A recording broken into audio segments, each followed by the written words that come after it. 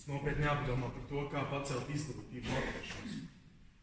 Un modināt tam līdz pašcieņu, lai neļauj mīdīt savas tiesības, kas tā ir niecīgas, bet aizstāvas. Bet ko mēs varētu šai ziņā darīt? Par to es esmu domājis. Vispirms mēs ierīkosim biblioteku un dosim grāmatas bez maksas lasīt. Tas būtu labi.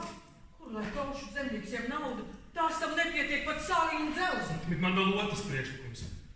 Mēs dibināsim paši biedrību, kurā pārunāsim to, kā labāk līdzēt Latvijas zemniekiem.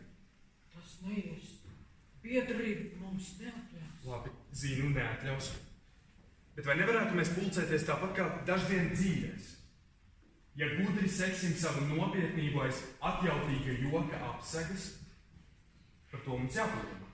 Piekrītu. Bet no ar Dievu man jāparunā vēl par muļģis darbiem.